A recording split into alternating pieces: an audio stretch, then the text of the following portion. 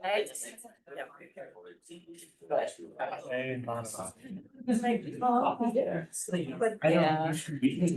it's a lot of work, so I don't know where. Yeah, Yeah, kids are too little for that anyways. Yeah. But not maybe. All right, good afternoon, everybody. Thank you for coming. This is our final of 6 MAPA Safety Committee meetings supporting our Comprehensive Safety Action Plan development.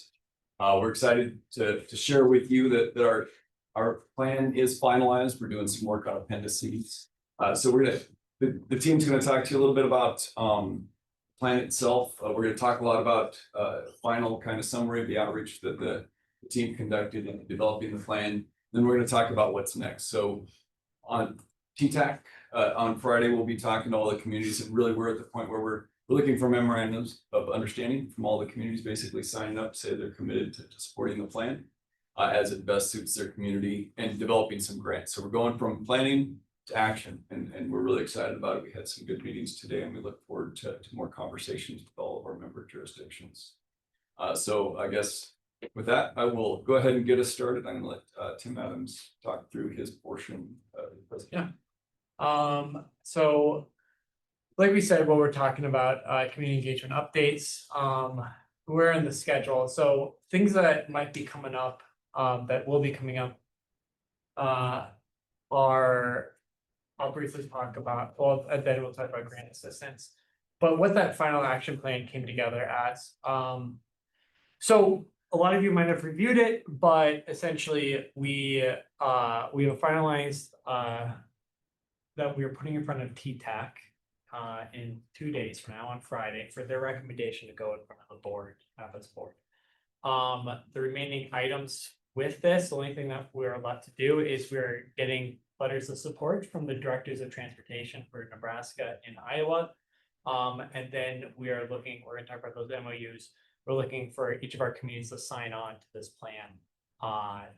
To basically say, hey, we agree with it and its objectives, and we'll look to incorporating it into our own community, right? And Jim's gonna later talk about what that means a little bit more with going after funding as a unified region and how we are prioritizing safety. So that's kind of what's left of the plan. You can see the latest draft, which there are just very minor changes since that second version of the draft is still posted on the MAPA website. We're gonna go check it out. Or else, yeah, that's kind of pulled it together, and then we'll be posting that on the MAPA website in the coming month or so, once everything is approved. So, any questions on the action plan? We want to spend most of our time with these other subjects, but any thoughts on that? Or questions? Yeah. Point of clarification, so our like organizational support letters, is there a timeline, how soon you need those? Does that need to be before it goes to the board? So it doesn't, and I guess we aren't necessarily asking for letters of support from agencies. Yeah. For the purpose of the plan. Now, for the projects that are up and coming, I could absolutely see we would be looking for your help in supporting both planning of those projects, those grant applications, as well as a letter supporting them. And yeah, we think we'll definitely have one. We'll be talking pretty soon for the city of Omaha's application. With you. We'll absolutely be reaching out. Yeah, but the memorandum of understanding for all of the communities, each community is going to approach it differently. We're going to present to Springfield City Council, for example, for approval. And as each community kind of has a different way to get documents like that signed, we're working through that and understanding. Some of it just in the administration may take longer than the plan, and the plan will be approved. Each organization will adopt it as they see best with it. So then potentially Metro Board. We can pop up later. Yeah, we can follow up with. Yeah, that's a good question.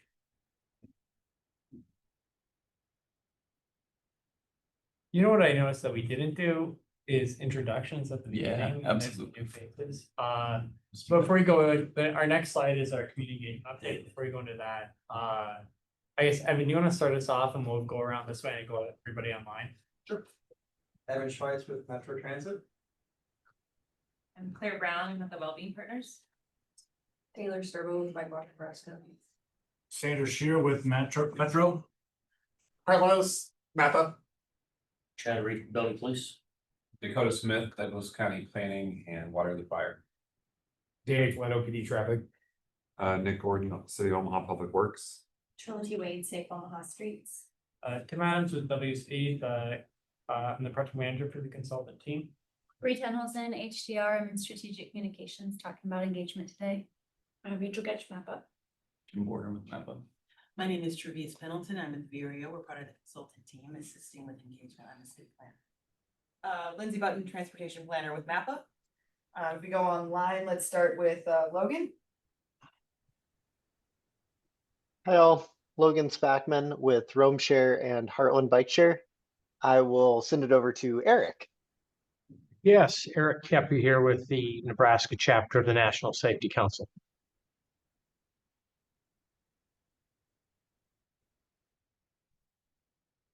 To Tom.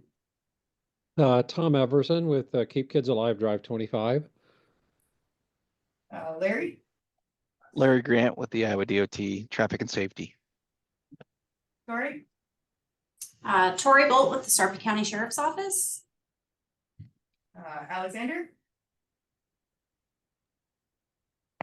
Hi, Alexander Chavez. I'm a community planner with Vireo. I assist Travis with her with the projects.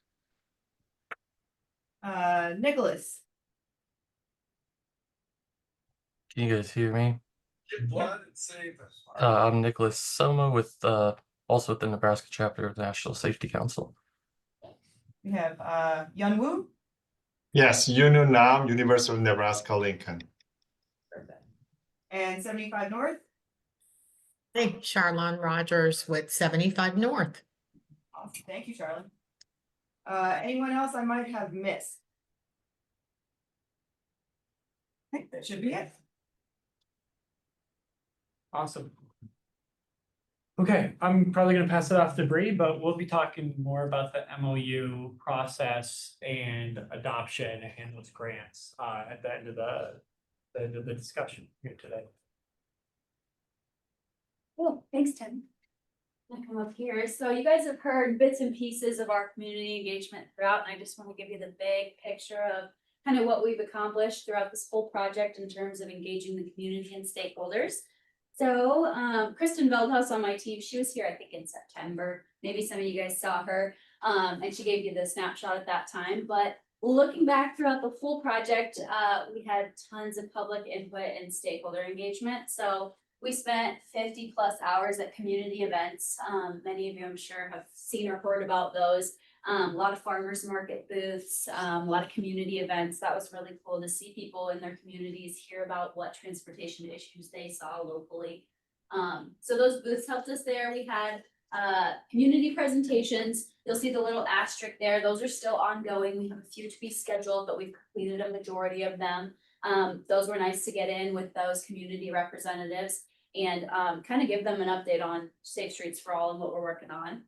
And then we held 4 public meetings. So I should have mentioned our booths were at the hottest point of summer, and then our public meetings were at the coldest part of winter. So we had to reschedule a couple of our public meetings due to I think ice and some freezing weather, but we held all 4 of them all throughout the metro. And they were honestly really successful. So I'll get into those a bit later, but in terms of stakeholder engagement, we had focus group meetings. I'm sure we've reached out to some of you in this room about those. And those were good for getting some targeted feedback from first responders, police, schools, lots of different groups. We also held one-on-ones, so those were kind of on an as-needed basis. Who did we need to talk to more in depth? We've had about 10 of those and about 10 more to go.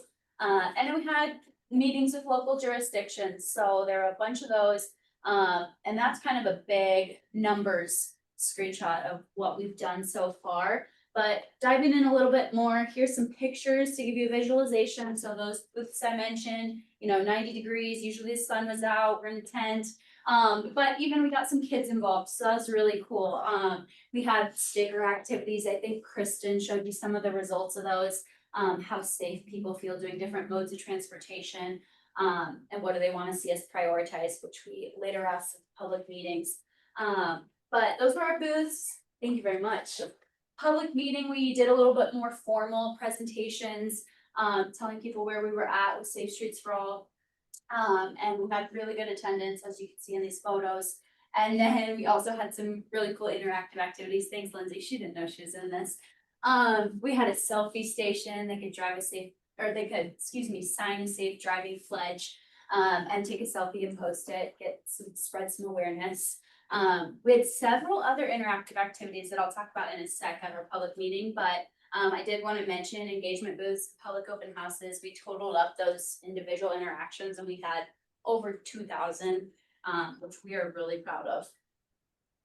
Moving into the survey, so Kristen touched on this way back when, but giving you the big picture, throughout 2024, we ended up having over 500 responses. And then we also had a variety of modes of transportation, drivers, pedestrians, bicyclists, and other.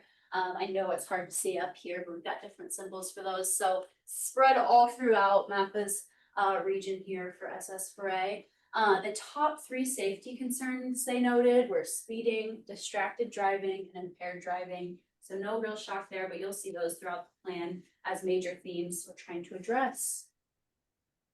And then moving into our public meeting activity results. So another interactive activity we had focused on countermeasures. I know you guys reviewed that countermeasures toolbox. So we pulled that in front of the public. We gave them kind of a a summary of what you guys saw with the countermeasures, the descriptions, crash reduction factors, and cost.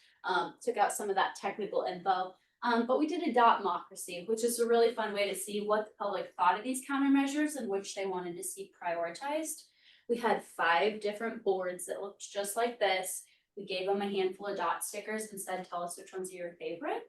And that's what I'm going to show you next, is the results of that. So on our behavioral countermeasures board, these are the top 3 choices.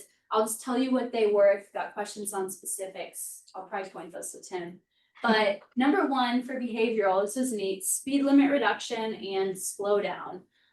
So those were the top choice. Sober ride home programs were second and automated enforcement third.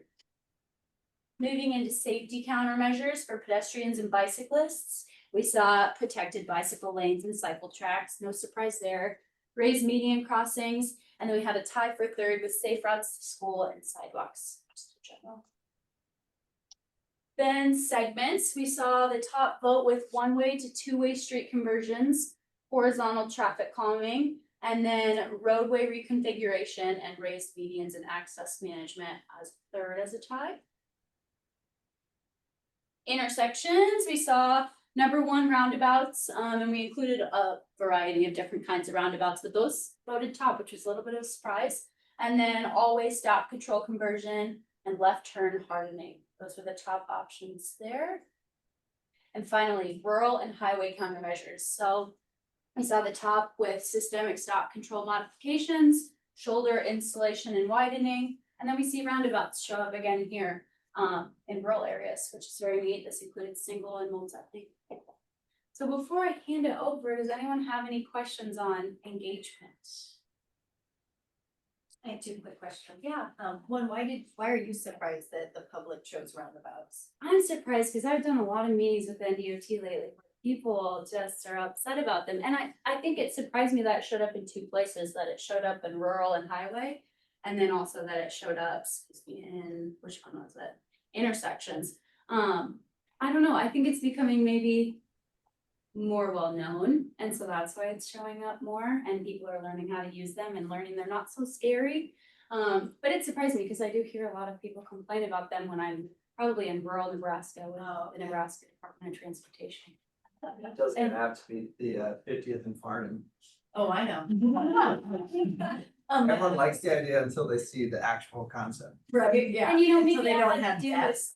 with, maybe it had to do with people at this meeting for Safe Streets for All, so they care about safe streets and that's our target audience, so they're in favor of them. Okay, I just didn't know. And then, how often did you find, if at all, people in the public got confused, Safe Streets for All and Vision Zero? if at all? Did Vision Zero ever come up, or was anyone like? We tried to get ahead of it and say Vision Zero really focused on the metro and we tried to broaden that. Oh, okay, so you guys started out to make sure there was. Yeah, so we kind of made sure that it was a known collaborative effort between two plans, yeah. I don't remember hearing it once, to be quite honest. Well, yeah, and then you. But we were started out- definitely concerned about it. Okay. We- And it's not just Vision Zero, there are plenty of safety studies ongoing at the project level too, that we didn't want to confuse anybody with, to say. But yeah, we were kind of concerned at the beginning to make sure we didn't send mixed signals, yeah. Cool. Yeah, I'll add that we started off with the co-creation workshop with stakeholders to make our public engagement plan, and that was probably the first and only time we heard it was. And that was very early on, and we, in our public engagement plan, which has been on the SS4A webpage this whole time, we've had, I think, talking points that say what's the difference between this and Vision Zero, so. It seems like that got ahead of it and it worked pretty well, but thanks for asking. And I would say all these icons are great to show the examples. A lot of the Vision Zero toolbox comes from something that's called the Federal Highways Proven Safety Countermeasure. So we're going to talk more about federal funding that's just come open, but all of these are prioritized in that plan. So it's good to see that things that the public are interested in are things that are competitive for funding, things that are proven, I guess, to use that word again.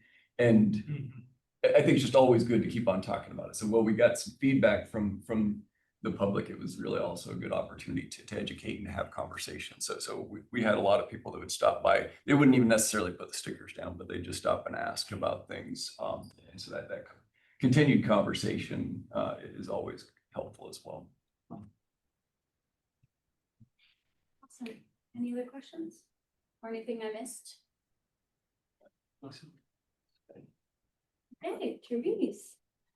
As we continue sitting. I'm gonna jump in here for 1 second. To just set maybe Travis you up a little bit with this whole conversation, is I think, so the safety committee next steps, and we'll get into, basically, we want to spend the majority of our time on this, is we've been meeting 6 times now throughout this process. Before it used to be, kind of quarterly or yearly.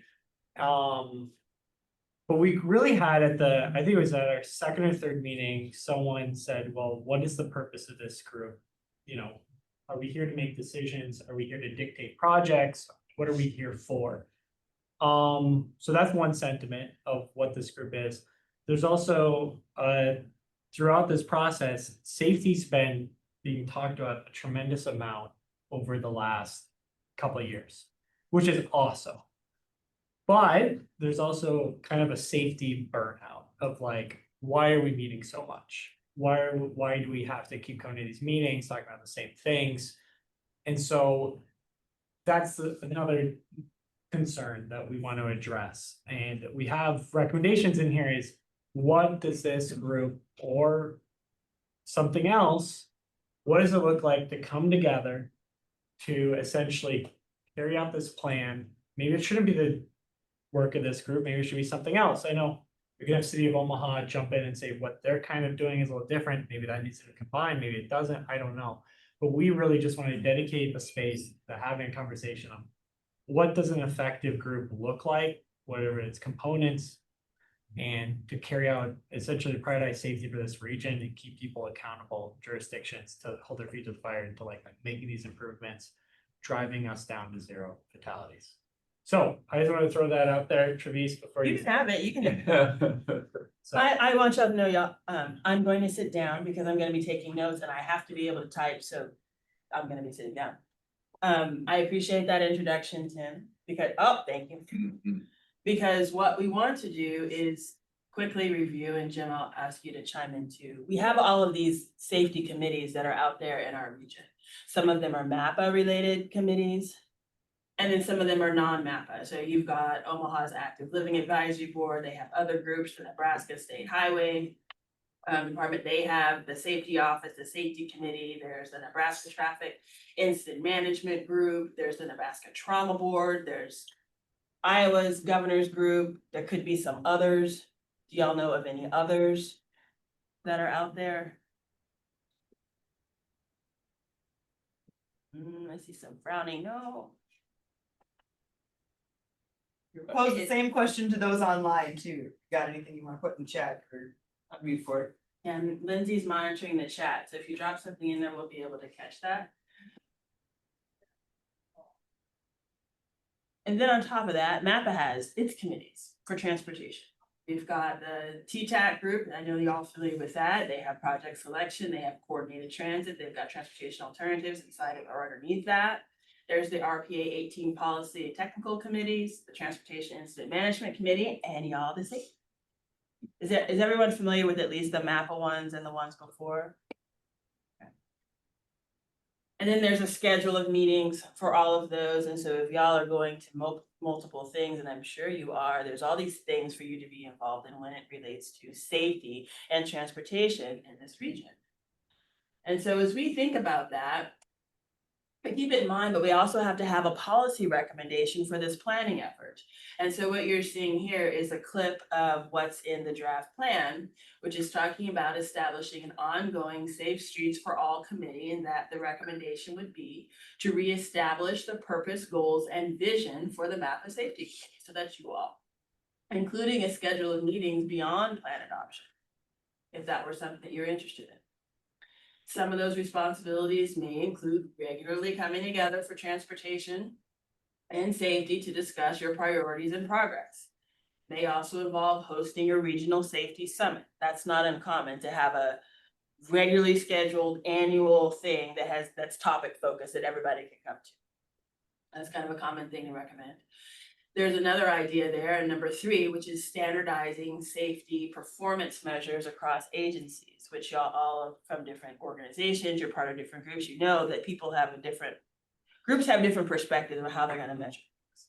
So if we're talking about this regional view of what transportation safety is, do we need to come up with a standardized way of doing that? And what's that look like? What kind of effort do you need to do to achieve something like that?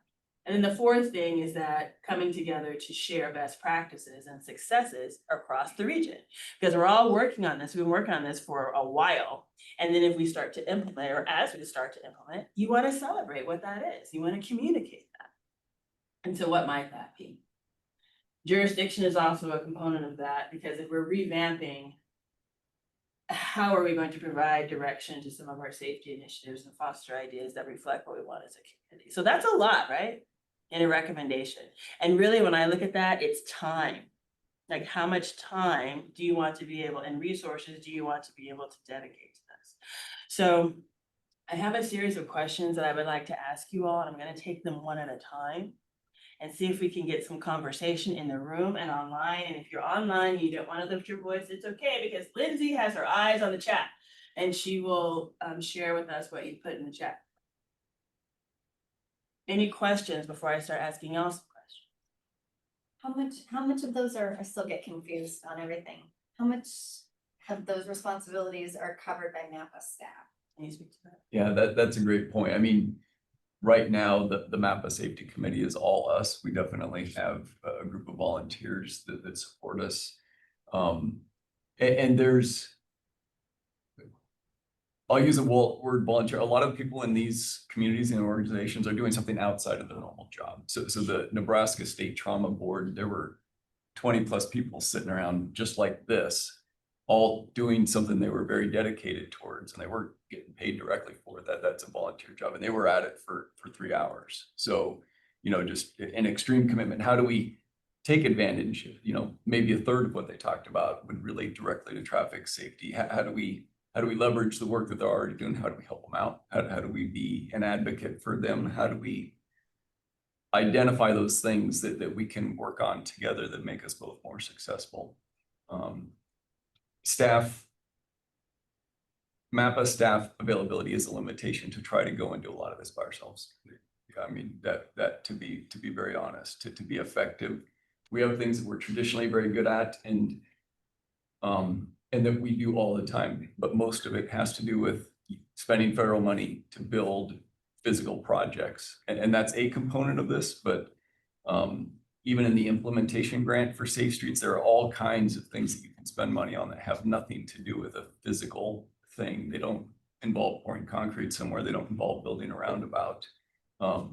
they involve processes. Some of it could be, one good example that they showed in a webinar yesterday was just strengthening the EMS call out community, identifying where a crash is, finding it, getting the right people there in the right time. So that is not a MAPA function. That is not something we're trained on. We bring people together, but that would not be something that somebody from MAPA would have the technical expertise to do. So it would take bringing in, people from the EMS community to make that happen. But we could absolutely we're best placed to be the advocate to make something like that successul.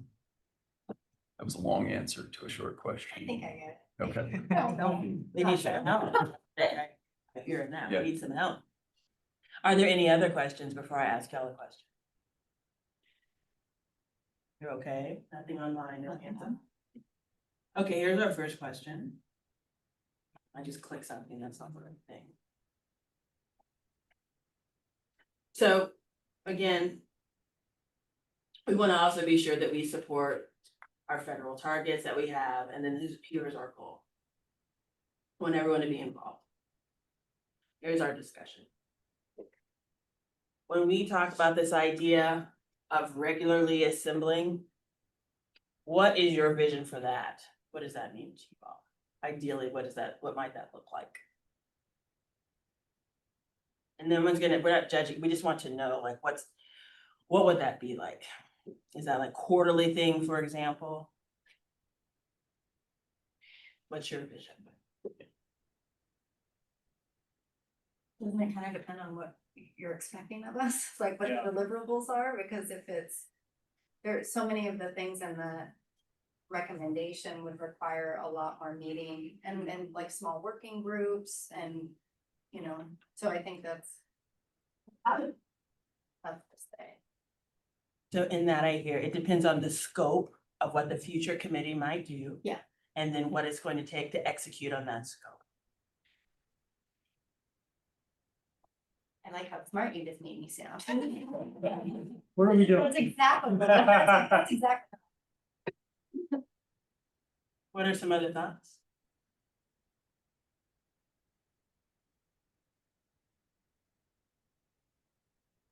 What's too regular?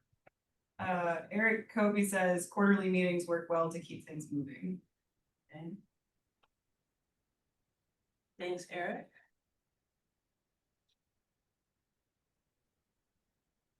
What's too much? What's too many meetings? Because it feels like you're not meeting monthly right now, so. Monthly would be overkill. Even every other month, unless we had a ton to go over and talk about, probably. So monthly or every other month could be overkill, depending on what you have to talk about. Tom says, I'm good with quarterly, but then again, I'm tuning in to simply keep abreast of latest developments as any of these might relate to the mission to keep Kids Alive Drive 25. So your motivation matters. And then, sorry, I forget your name again. It's in on Zoom as 75 North. Charlon, sorry about that. Oh, no worries. Says, I don't disagree with that, but like the first response, it depends on what is expected from us for deliverables. Yeah, because if it's a working group, four meetings a year isn't gonna do it, even 6 meetings a year, if you're expecting actual, like, if it's a working group. Yeah, and let me just chime in a couple finer points, right? Right now, we've come together as a group to, one, do this exploration of data for the entire region, right? So this is above and beyond what the city of Omaha's, their single jurisdiction is looking at. We're looking at the entirety of the TMA. So we're talking about Sarpy, Douglas, and Potawatomi, and all the cities behind that. That also includes all their police departments and fire departments and EMS crews and transit and all these other things. But we've come together for the purposes of adopting and looking at this plan, right? And I think one of the key questions is, okay, we're looking at adopting this plan. what do we want to come back to start doing and chipping away at, right? What are some of the key important regional decisions that we could start making, right? Some of the things that have been thrown out, yes, we will and do commit to developing some safety summit or something along those lines to keep everyone abreast. But that is information being passed out about work that we're doing. Right? So there's a push and pull factor here that we're asking. The push being, we could provide you data and information. The pull factor is, what tools, resources do we need to provide to make progress on this? And that purpose, we're looking towards you all to help us define that and to make the best use of everyone's time. Sounds like, Tim, you're gonna have to be on this committee, maybe pro bono.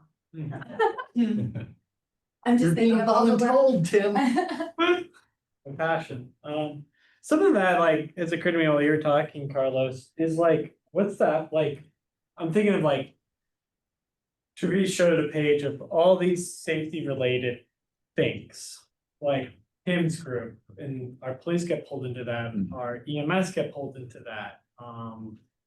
The states get pulled into that because a lot of it's on highways.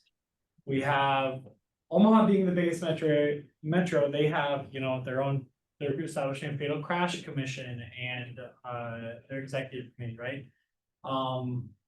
We just have so many groups. I feel like I think there needs to be some kind of structure. I don't know if you can have one safety group that comes together and the TIMS becomes a subcommittee of a safety group, you know?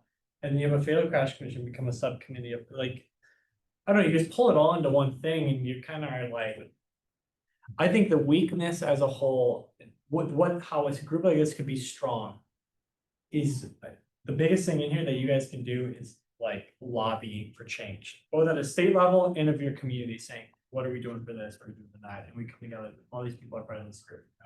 And I don't know how you pull that together. I don't know if that's food for thought for discussion. Also, you should explain why that is important to you, because you've told me that in conversations before, that when you're talking, I thought you said like you've talked to state representatives in areas where things have changed. Yeah, well, the lobbying thing, it was interesting. So I went and testified, getting a little bit in the weeds here, but I went and testified for the red light running cameras. Red light running cameras are a recommendation in this plan, right? So I testified, there was a bill that came in front of the Nebraska legislature.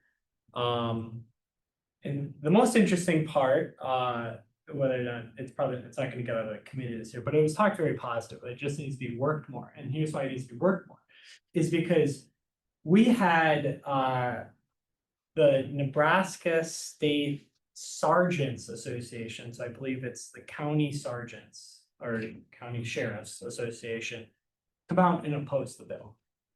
I was floored. I didn't talk to them, you know, but like, who's in charge of talking to folks to make sure we're all on the same page, right? And they had a good reason. They said, you know, they're currently using automatic license plate reading systems to catch people that have committed felonies, that have committed high crimes, so they can detect it. They don't want to deteriorate the trust from the community in that system to use it to catch people running red lights. You know, I would wish I could have had that conversation that we could reduce fatalities at intersections by up to 20%, is why we'd be using that, which is a noble cause. But you know, a group like this could be tracking something like that and having those conversations. So anyway. Can I pull back just a second and ask y'all something? I assume this, but I just want to confirm, and you can answer however you want. Do you all are convened as the safety committee because we're focusing on MAPA Safe Streets for All. We have a plan we want to implement. Have you all enjoyed this experience of coming together to talk about safety and transportation lens in the region? Have you all enjoyed that? At whatever frequency that you're meeting, have you enjoyed doing that? Some thumbs up online if you like. If you like. I see some shrugging. Enjoy maybe. it. Do you find it usul? It'd be a You correlating. can say that. Useful, is it here? Is it worth your time to come and have this type of conversation? I see some head nodding in the room. No one's shaking their head. Page. It's good, helpful to be on the same page. Yep. What's happening online? Charlene turned your camera on and seeing some nothing. No, thank you. Okay, Tori's raised your hand. Okay, that's good. Tori? Do you want? I just had a few comments. I guess in terms of, it's great to meet and talk about all of the safety concerns that we all have because they're more similar than they are different. But it seems at this point, a little bit of a circular conversation with not a lot of actionable steps of, I guess, like, I'm not super clear on what the ask is of everybody in the room as individuals. We all come together with these varying lenses, right? And it's very good to do that. And I've enjoyed hearing everybody else's perspectives because not always do I have the same concerns or mission as everybody else in the room, but largely we come together on a topic and we all have the same goals, no matter what perspective we're coming at it with. Kind of in terms of the red light cameras and going and lobbying for that, I think a big piece of that is having the right people in the room and taking a harder look at maybe the safety committee we might need to add more people to that can affect some sort of change. Like with the Sheriff's Association, I'm not familiar with the group that you mentioned, but it is something that maybe it's area dependent, and some of the people on the east side of the state, policing looks a little bit different than on the west side of the state, and that's okay. It's just a different lens. But if we're looking at a statewide versus a metro area initiative on what we're going to do, legislation affects the entire state. So I think that that's a big step in the right direction of organizing everybody on the committee of like, who comes to mind that we could get in the room to enter into the discussion when we are talking eventually about those deliverables. So sorry, that's a really long answer to what you asked, but just kind of a perspective here from the law enforcement world. Tori, I appreciate that. I appreciate all the time it took you to share that. It's not a lot of time. I appreciate the depth of what you said also, because it also gets to kind of like, what are we doing when we're here? Like, what are we going to do after?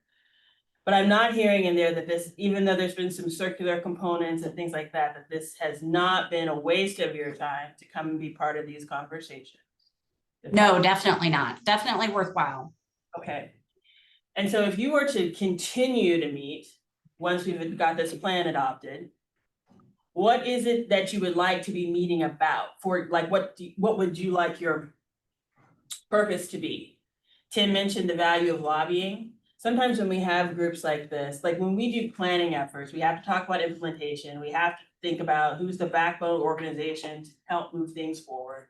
And then what are they supposed to be doing? That's within their capacity. Lobbying and being an advocate is usually among the top things. If you want to start creating working groups, that's a whole other level of effort. But it doesn't mean you shouldn't do it. And then that's how you start getting subcommittees and all these other things, task forces and all of that. Where are you all in terms of what, first of all, do you want to, would you like to continue meeting after the plan is adopted? I see some head nodding in the room. Say as needed, like. As needed. You know, I mean, like Tori said, it's kind of tough on law enforcement's end of. Like, what can I do for you guys? We talk about staffing, we talk about running, enforcement stuff, but I think that's when you could probably make these meetings more productive. Is that, when it's needed, we're more flexible on not quarterly, but hey, we're gonna meet, or cancel it, like our Vision Zero meeting. We meet every quarterly. We just decided, hey, we don't need to meet quarterly because sometimes we don't have stuff to discuss, but we can communicate over emails and stuff like that. Other thoughts? I think from my point of view, like once the plan is adopted, there's going to be strategies that are delegated to whoever has the authority to implement. And that kind of stuff, like it's going to be most effective for them to take it and run with it. But where this committee is probably needed is the stuff that's too big for any one agency to tackle alone. And it would be a shame if the plan's adopted and then all of the most impactful stuff, we just never do because no one followed up and nobody officially owns it. So that's, I think, where having this committee and making sure those right people are here to say, hey, we all agree these strategies are important. What's needed to move it forward? So if we can report out, and maybe it's 3 meetings a year or twice a year, just to say, here's the status of the strategies that we are running with. Here's where we still need help, or gaps that we're seeing, or here's this new safety issue that is bigger than our agency can handle on our own. That's really good feedback. Anyone online?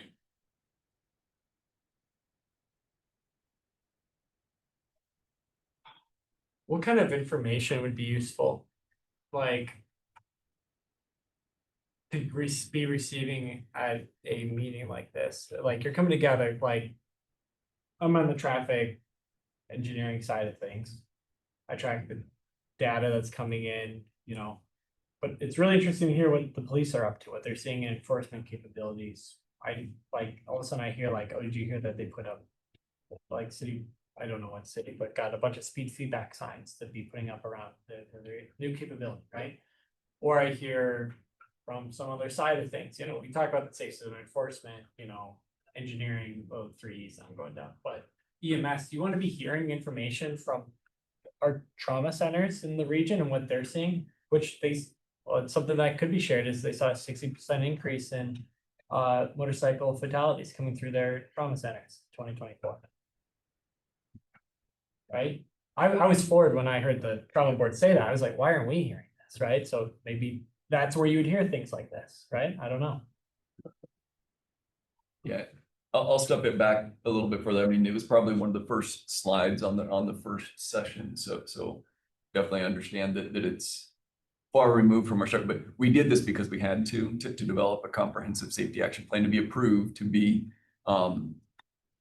to use further for federal funding. We had to have a body, and I'll read through it here. Sorry, bear with me.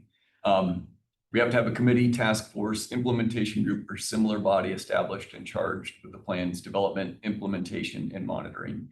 And we, MAPPA, assessed that we didn't have that yet. So we had to make one. And so, and when I say one, it's not just one. Our Transportation Technical Advisory Committee already serves a very specific purpose, but they only look at one component again. So if we're talking the 5 E's, traditionally traffic safety, they're the engineering, right? And so we had to get and talk about enforcement. We've never talked about EMS. I mean, that's something that we've never brought into conversation at a regional level for safety.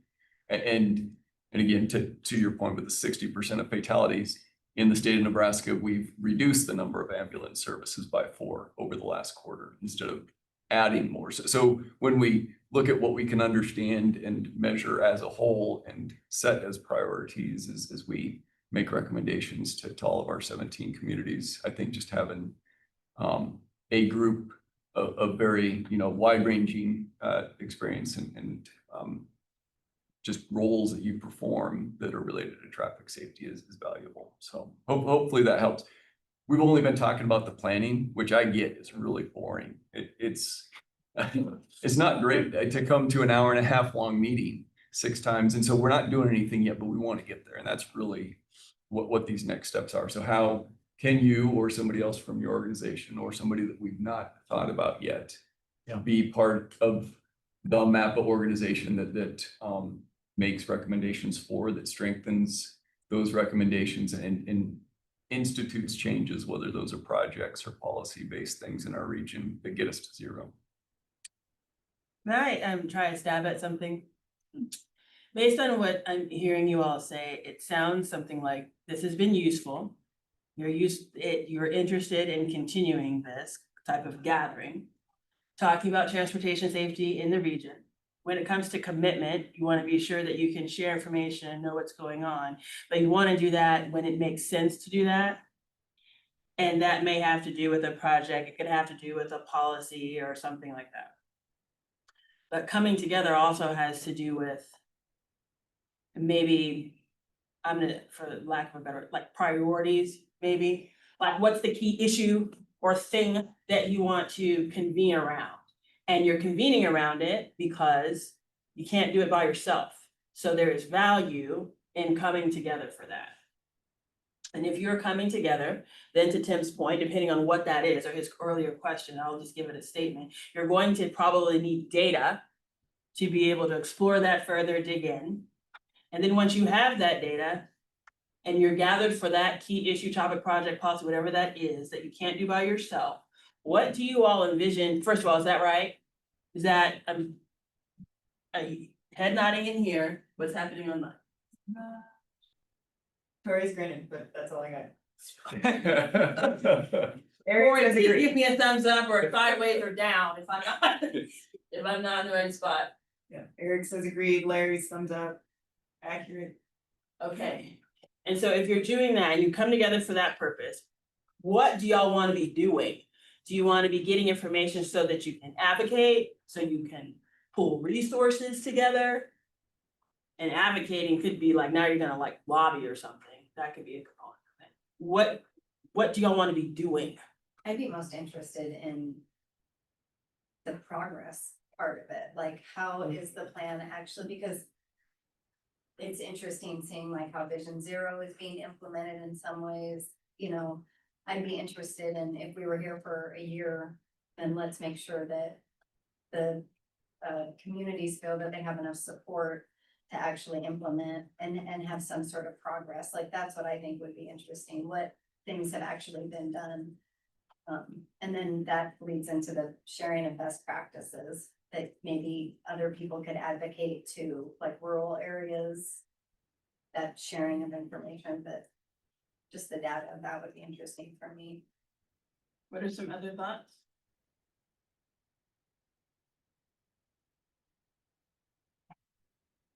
So, kind of thumbs up in here.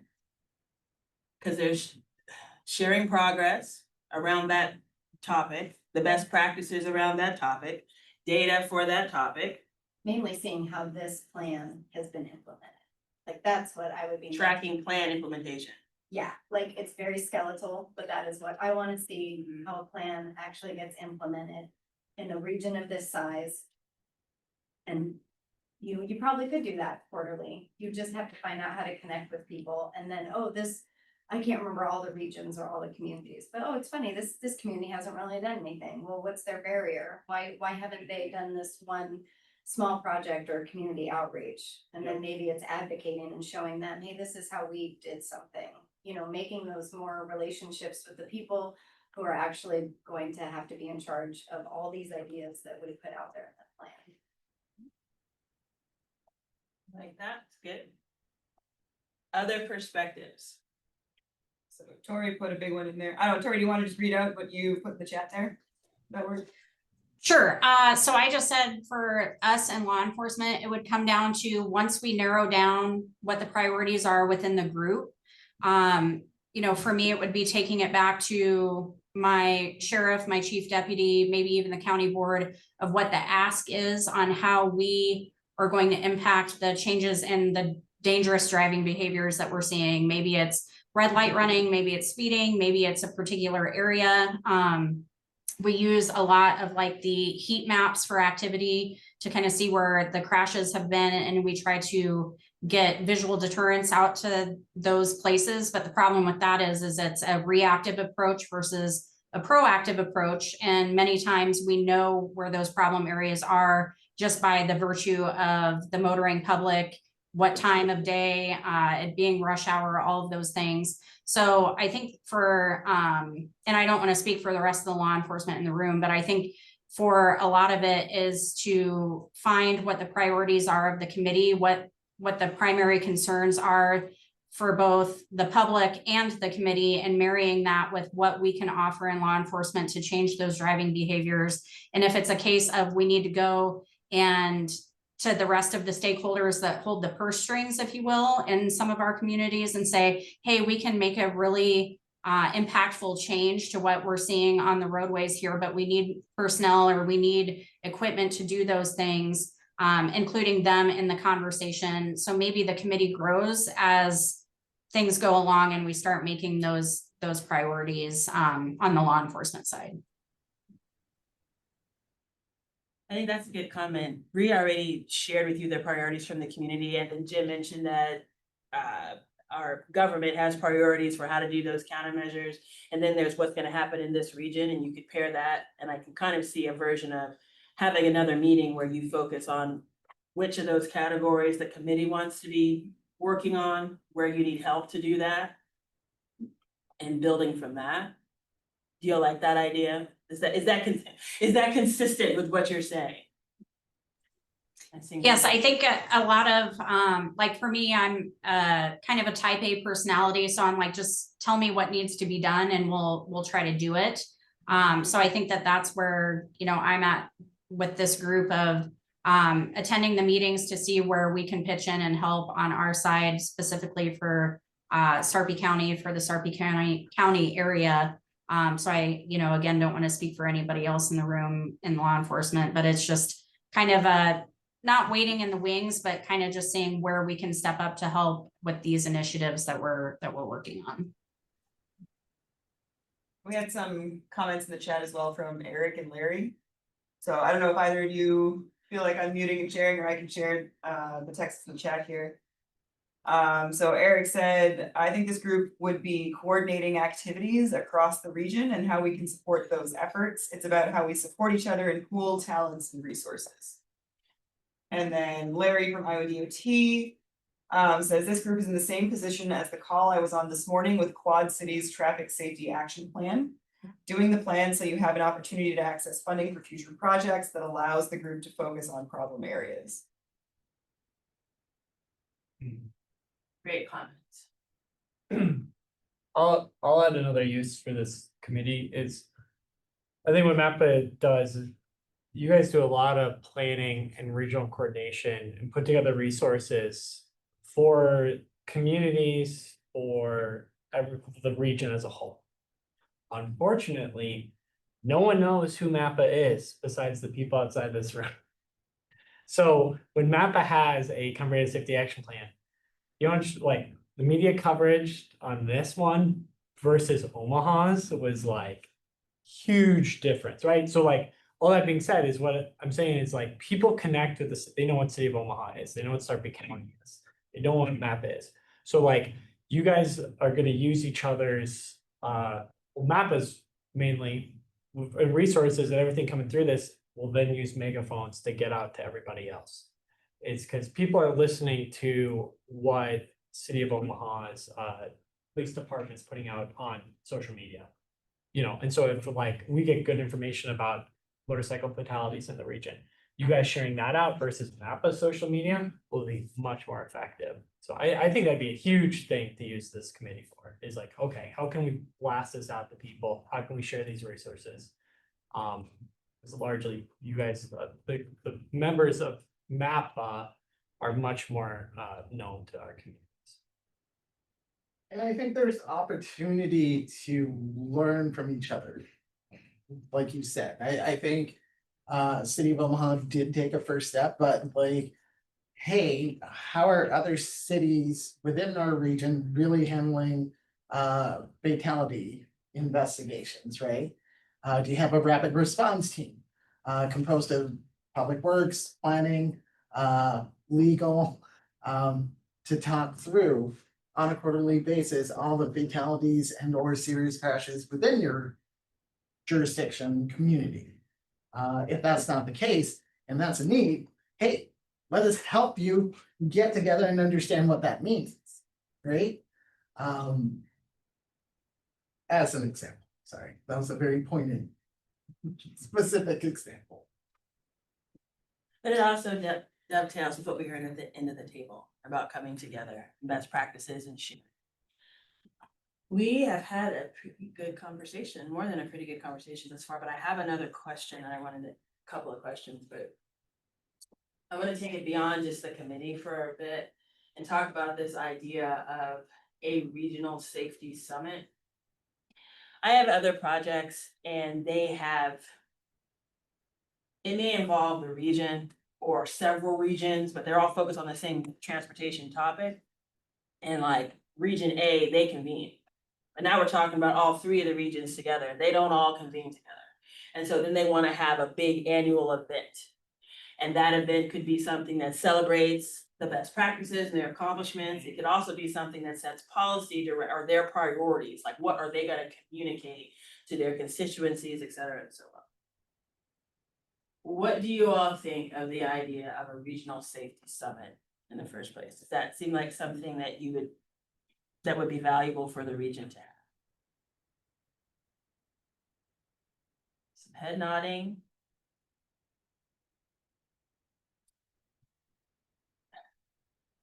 And then what would you like to be doing at that? Is that go ahead. Who would be the intended audience for that summit outside of who's already in this group? Yeah, and Eric says this event would need a specific purpose. Yeah. And so then I would say, what do you wanna, there's ways to do that. Do you wanna have a targeted audience? Do you wanna say, this is what we wanna do, and so because we want to do that, we're gonna target it to this group of people? So I'll give you my freight example. Well, the example that I was talking about before is from freight, because I'm doing a regional freight plan, and it's 3 large metropolitan areas all coming together. Our main route is I-70. We know that that topic is deeper than people perceive it to be. Like when they think about freight, they're like trucks. Yeah, it's trucks, but it's logistics and brokers and all the rail, it's the air, it's all the things. And so when they talk about coming together, they want to talk about the diversification of freight. And because they want to talk about that, here come all these new audiences to target to. And then you have to design a program for that. Because what they want to do is open people's minds up to what freight really is and get people ready for that. So when we think about this idea of a summit, a regional safety summit, I would go again, like what would you like? What would you envision going on at something like that? Is it a sharing of best practices and celebration, for example, such that you would invite everybody in the region? Not just the people here, but maybe there are people in the community that are benefiting from these projects that you've collaborated on or that you're celebrating to, share and be part of that. What might happen at a transportation safety summit?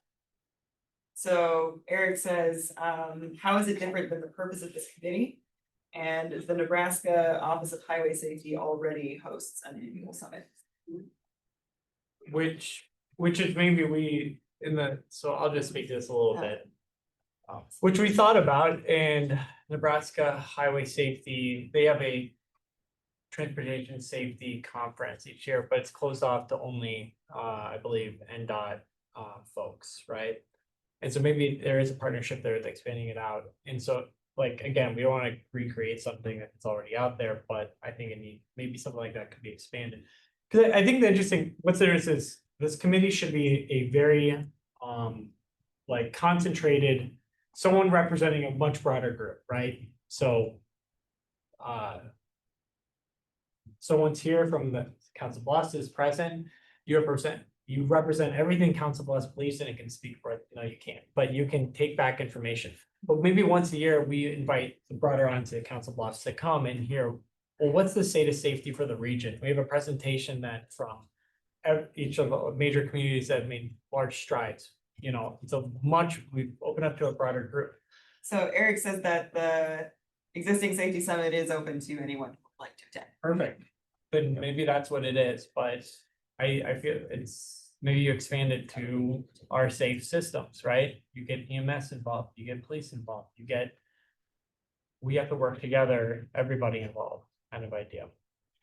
So does that mean, based on what Eric was saying, that there could be an opportunity to, and I'll just throw Mappa here, it's your plan. You want to reach out and partner with them so that you're not, because when you go to conferences, they're the sponsors of the conference. You want to catch notoriety for that, and people are, oh, hey, they have this thing, right? You want to do that, but you also want to speak at the conference.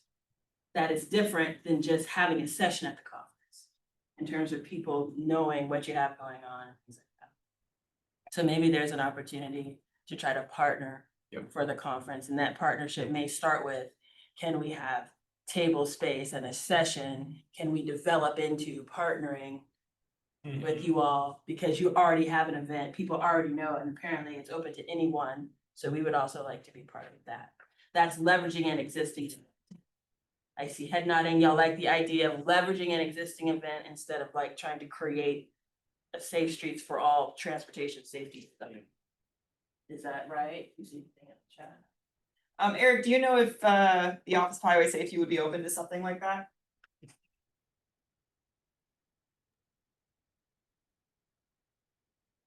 So I can't speak on their behalf, but this is they've held it now 2 years in a row. And they're trying to grow it and get it expanded. I've actually been highly disappointed that more people have not taken advantage of going to this. They've had great speakers, they've had great things. I think you could carve out some time and do a regional thing also, right? Maybe in the one afternoon or something like that. So, there's some people at the Highway Safety Office that would be good to talk to, but I think it's hard to create another event when you may already have one in existence. Yep. I think, Eric, just correct me if I'm wrong, quick question. It's the safety conference that you're speaking of, correct? Yeah, it's the last 2 years it's been held out in Kearney. Just because that's where they picked. But yeah, it's 2 years old. And they've done a great job with it. It's open to a lot more than attend, I can tell you that. I think we could double the size of it and really get good this type of discussion out throughout the whole state, regionally and the state. And I guess I'll personalize it to Matt. I think common things that we hear about taking on safety projects in particular is it's hard to find funding, or it's hard to recognize what's the right safety project. It's hard for a safety project to have an appropriate benefit cost ratio to be competitive for funding. And, even stepping back further, our plan's approved, we're getting to 0 fatalities and serious injuries by 2040, and that's 15 years away. So we really have to start going now. So the goal of the safety summit would be to really kind of expand what we're trying to do with this group of people, is get together and say, how can we approve if a community implements a good safety project at a low cost and they find out a way to do that, we would want to share that with other communities so they can be successful and do those same things. So yeah, absolutely. I understand what you're saying, Eric. They did have a lot of good topics, but I think the goal would be to make sure that those topics are focused on and would be helpful for our communities in our region. Can we get down a little bit more in the weeds a bit and revisit something that we were talking about before? I'm gonna ask you another question. I fixed this, but it didn't get changed. Maybe you can, I don't know if you have the live slide, but the question should be, what would be among the first steps for standardizing safety performance measures across agencies? Earlier, we were asking you about what do you want to do? And so convening when it seems right, et cetera, and so on. Advocating, communicating, you guys kind of seem like that works for you, but then there's detailed things like standardizing safety performance measures across regions, which to me feels like more intensive conversations and some sort of a work group, a subcommittee, a task force, or something like that. Does that feel like that to you? Is that what that says to you? Some head nodding. Is that something that you all are interested in? Do we think we need that? It's a recommendation in our plan. I'm asking because then we have to start talking about, well, how do you want to do that? Like, are there some things that come to mind? So first of all, do we like that idea? It's something to start looking into. Not like you got to do it now, but something that you start looking into. Or some head nodding. I'm sorry, can you repeat what that was? I missed it doing something. Okay, it's the question is what would be among the first steps for standardizing safety performance measures across regions or agencies, I'm sorry. We have different agencies, people have their own standards. We have been talking about things that don't involve work groups and task forces and subcommittees. This feels like an intensive effort that would involve something like that. It seems this would be necessary. It's a recommendation. Do you all, I mean, this would be important to do? Do you all think? Can I have one question and then one comment? How many people are on the safety committee as it stands? I invite 103 people every Okay. time I hit send. And I mean, I've seen, and we've, and there have never been that many. There have not. at- Yeah. We've gotten I up to wonder- about 25 at any one meeting. I Yeah, right. think. Okay. Yeah.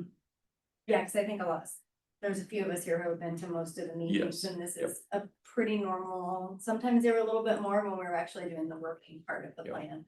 But maybe it's being honest with ourselves about how much work we actually wanna put into it. That's beyond the meeting. If we go Yes. quarterly meeting, I still think that to do even one of these things, you have to put more than that in. So would it maybe behoove you to send out some sort of an anonymous survey to the 100 people on the Yep. safety committee and say, before we even get into what we're gonna do, can you please be honest with us about how much time you would actually be willing to commit? Like you guys have people do their pledges, their safety Yeah. pledges.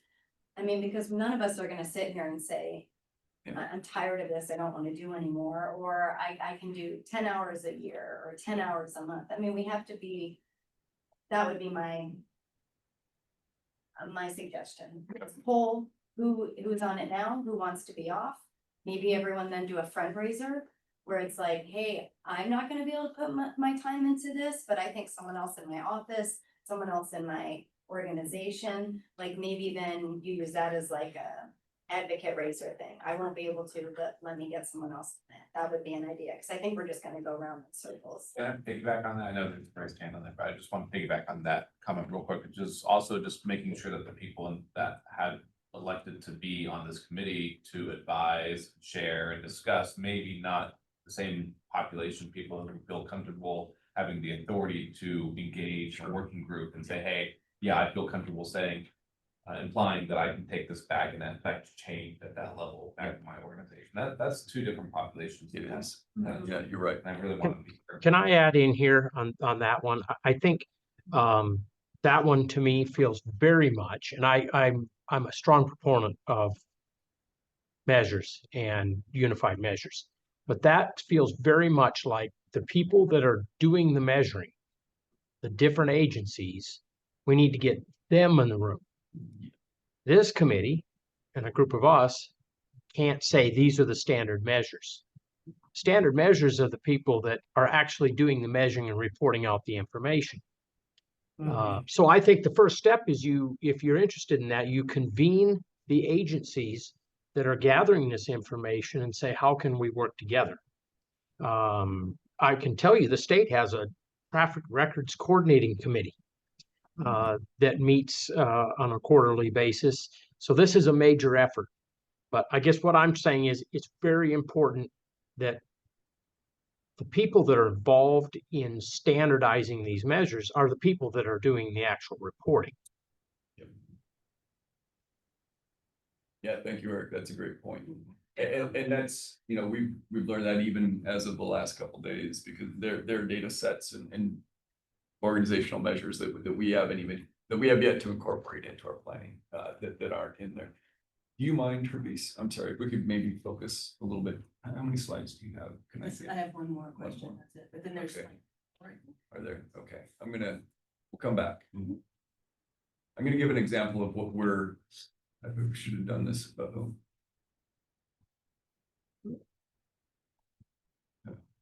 Sorry, I'm seeing.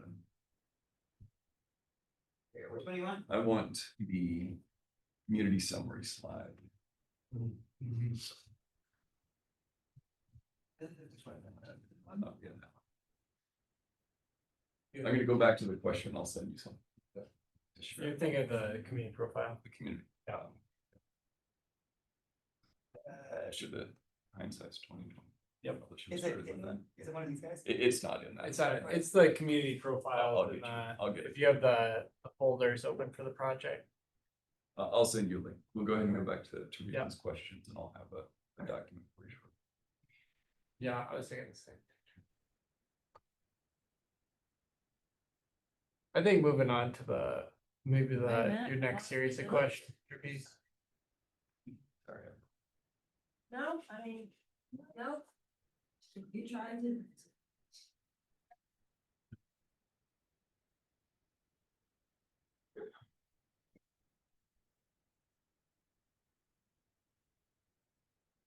gonna try to go a little bit quickly because of the time, we have some other things.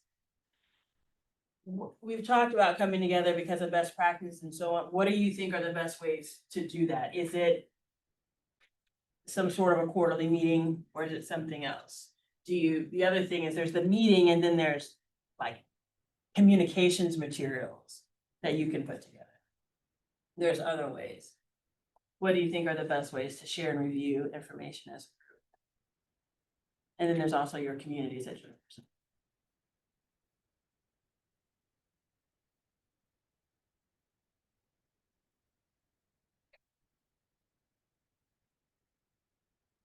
What do you do now?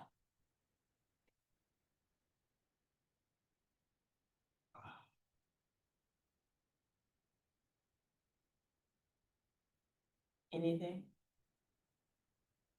Not to pick on enforcement, but do you guys talk between agencies on what's working? For traffic enforcement and safety? No.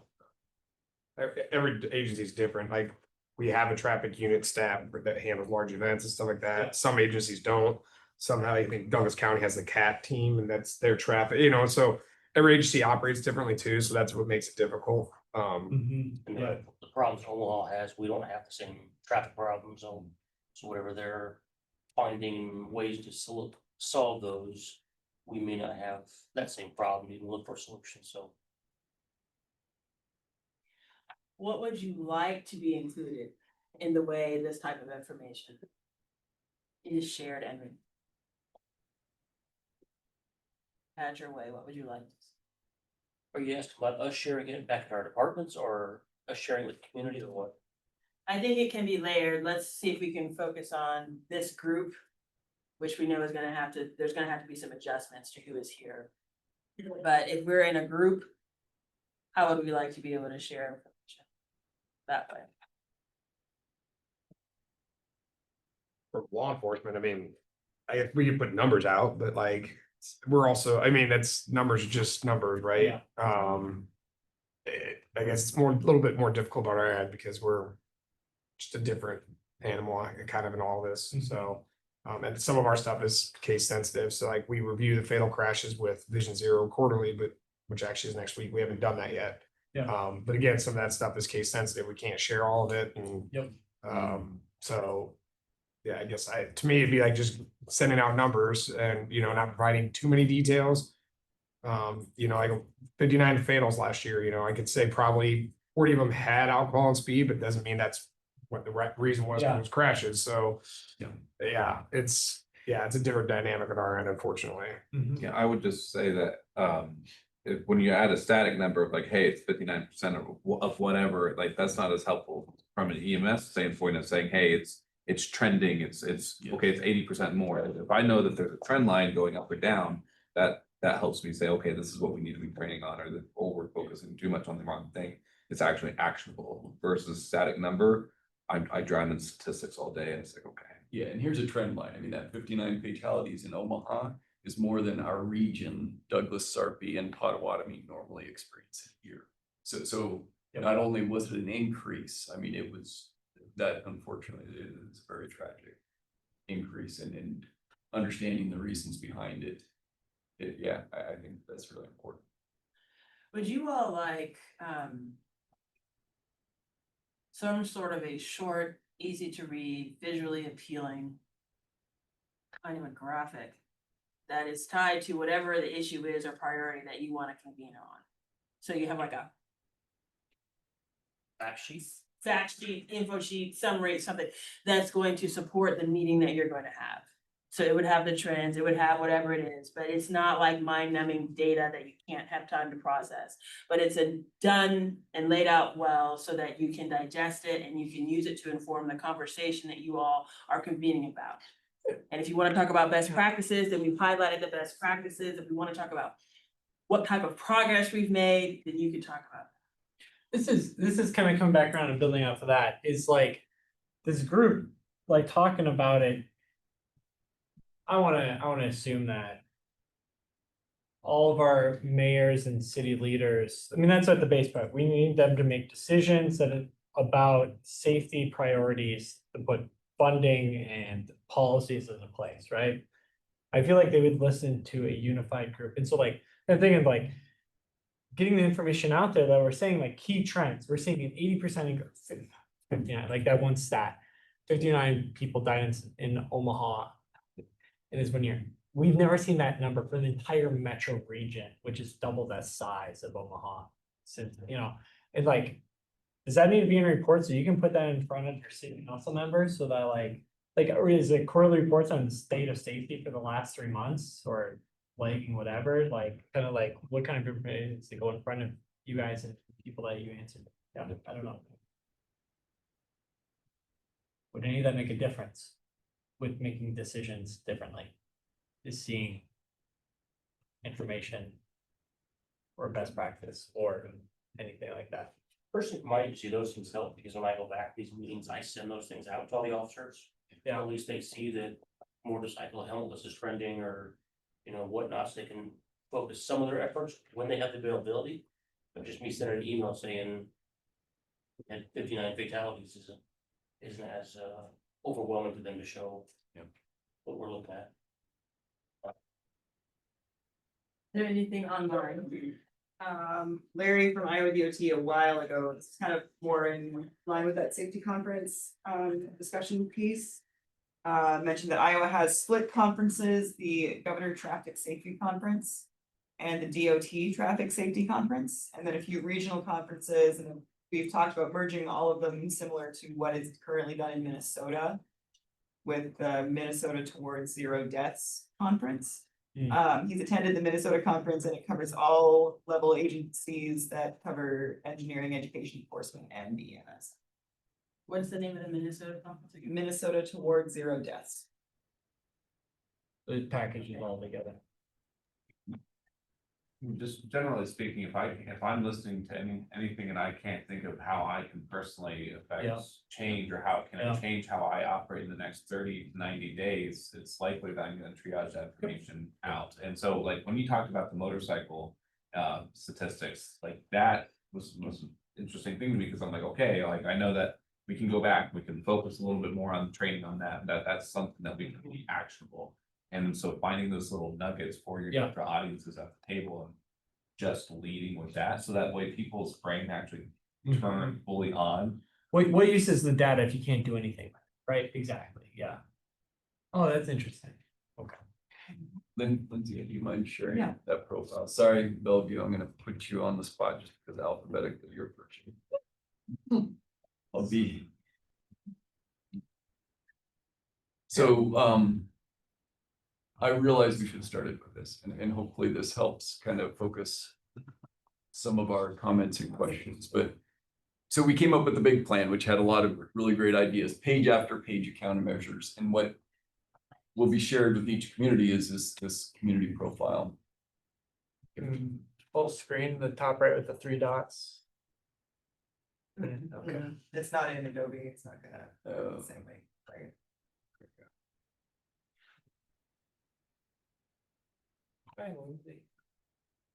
I'm gonna have to switch to make sure I'm sharing this too. Okay.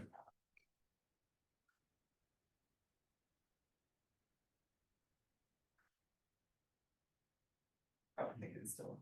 Yeah.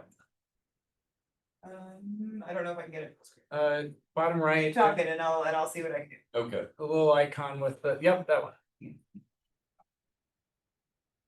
So we've established some safety metrics. There's some things that are measurable that we can look at. The road reconfiguration, basically changing from 4-lane or an undivided roadway segment into something that has 3 lanes. We can, within the city of Bellevue, eliminate 0.9 miles of 4-lane undivided. We can convert 8 signals to a roundabout. And again, these are just leveraging those stats that we already had. Signalized intersections are the most likely, nearly 12 times as likely to result in fatal and serious injury when you have a crash.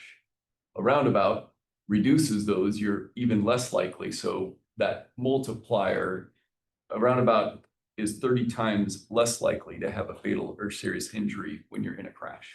So that's measurable. 8 signals. I think you could walk to the city, the Public Works Department can easily take a look at that. Police department can say, Where do we see the crashes? Where are we concerned about crashes at signalized intersections? And we can just start focusing in and say, okay, we're not trying to fix everything. We just want to have a goal over this time period to convert 8 signals to roundabouts and start working towards that. Upgrades to signalized or signal modifications, and then a couple others. And so the prioritized project list is in the bottom right, and that basically expresses an estimated cost for each of those projects, a location up on the map, and things we want to get at. Each of those, in fact, the majority of those projects are on state systems, so that's a whole nother conversation again. But at least we walk into each community and say, here's what we'd recommend. Here's how you are experiencing fatalities. So in Bellevue, motorcyclists, and this was consistent across the region, are 14 times more likely to die in a crash than non-motorcyclists. Arterials have 13 times the fatal and serious injuries. And I think, Senator Reed, you could probably, noting where these fatal and serious injury crashes, where they fit, and each city's numbers are going to be different because we're taking a look at just those crashes that took place. So in, just like you said, it might be more or less impactful. You might have to do different kinds of enforcement. You may have different problems compared to other cities based upon that 5 years of crash data that we looked at. And then they also focused on that huge list of 50 recommendations. They, the consultant team took and narrowed down to just what should we do right out the door? We should adopt a Vision Zero resolution. We're doing that already, asking for that MOU. We should look for safety specific funding. I think that's going to be pretty consistent across the board. MAP is providing the opportunity through the consultant initially, but at any time throughout the planning process to support the development of grants for projects, to prioritize those grants, or even to use our program funds. And just, kind of stepping down the list based upon those crashes that they've experienced and things that they've identified through our coordination with them that they could work on. So Almost 5 minutes left. 5 minutes. So does this help any of the conversation we've had today? Kind of Double thumbs up in the room. narrow down. Okay, great. So apologies for not bringing this up first. Stop at Council Bluffs here for a second. Yeah. Another good example. I'll just, this is like the big takeaway, right? Yep. Is that every community, we have a cut sheet for like top projects, top focus areas, top safety metrics for infrastructure, top planning, like if you've got these plans in place that we see as 5 key plans for safety. Yeah, sorry. No, that's perfect. So, I mean, looking at the numbers immediately, what jumps out, a little bit less of a problem with motorcyclists, double the problem with arterials. So, just allowing you, again, 5 years of data with the analysis that we did, there would be additional work that you'd have to do with individual project development, but to help kind of prioritize projects, things that you would like to take on. I was able to share this with the decision makers, and we're planning on moving forward with the project. It was Awesome. identified on this. Perfect. Well, good. So Basically, this is. Be a great example of best practices that you could let us know which one that you're planning to work on, and we can take it back to this group and see like, okay, Council Bluffs is doing X, Y, Z. Or Council Bluffs is having issues with engaging the public, Trilty, other people. How could we help? Right, Council Bluffs achieve some of these goals and successes. I think that is a great purpose. Yeah, again, sorry. I get excited about that. Probably should jump back to Yeah, the MOU. Should. Finish out here. I think you guys should start talking while I hold it. Okay. So the final step is a memorandum of understanding. So all of this form has gone out to each community, each jurisdiction. And some have already signed. Some are figuring out what that coordination is to sign, and we'll keep working with all, of course.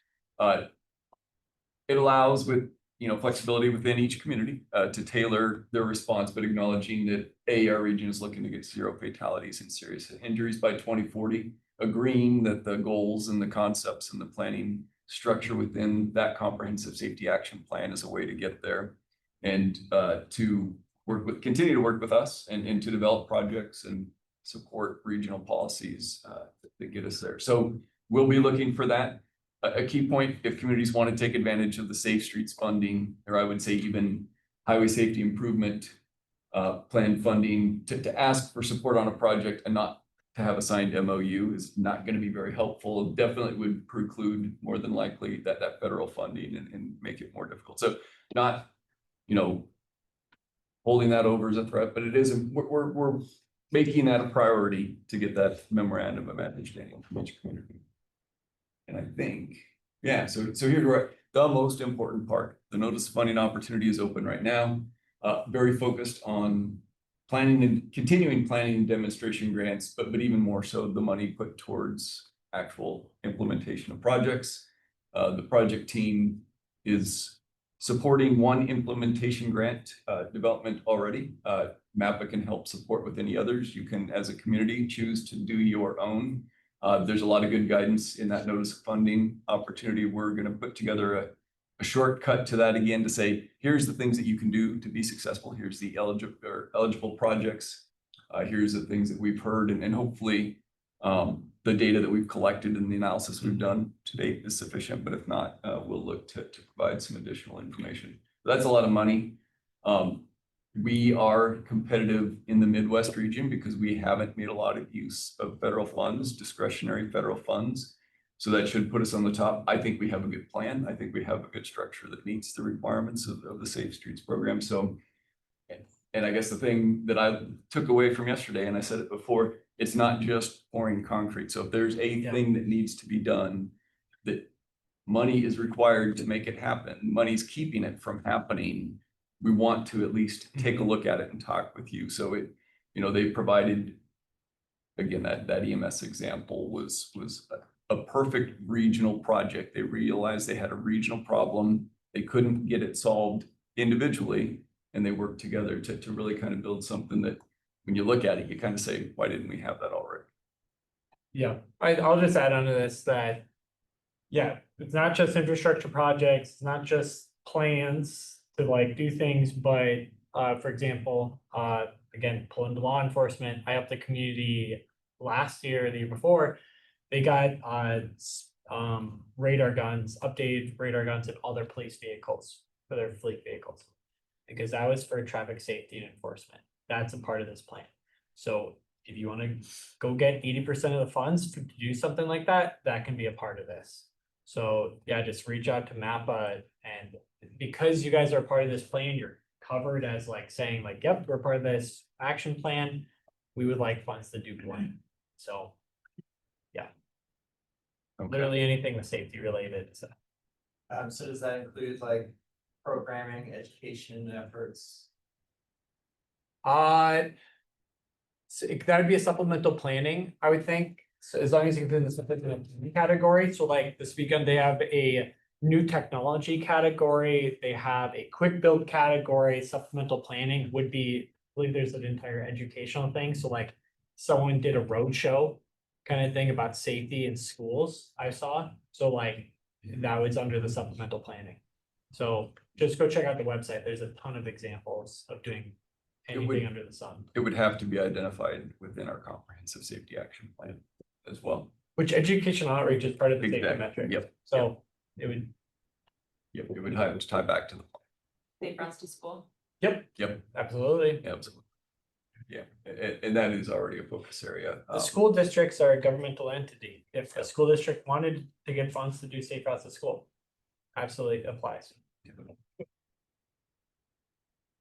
Oh, look at this. There we go. Okay. Giant list of safe routes to school and transit. It's right there, eligible.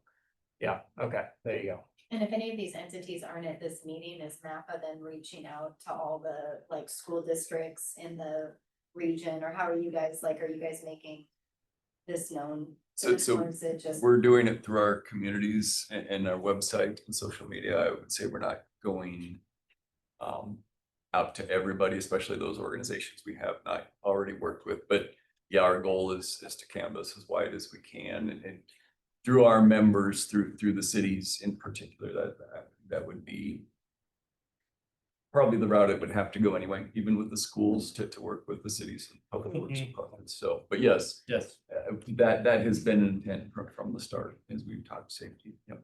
I've seen people taking Thanks, pictures Ike. of this. Jim, Lindsay, could you guys just send Yeah. out the PDF to everyone Yeah. on the group, on the email list, 105 people?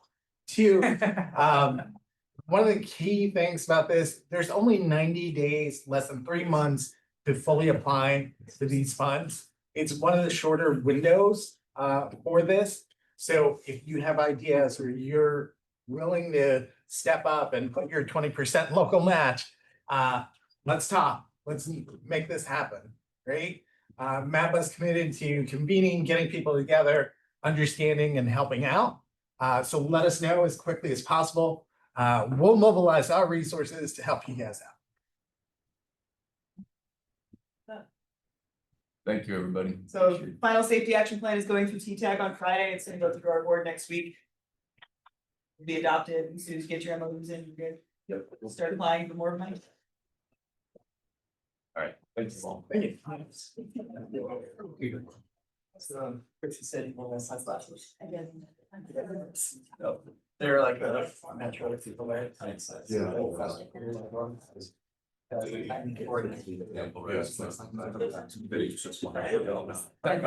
Yes. It's going for half that much. People back, so I find it takes like so long. Well, I was ground trees. They're like, and so we play Ireland. So.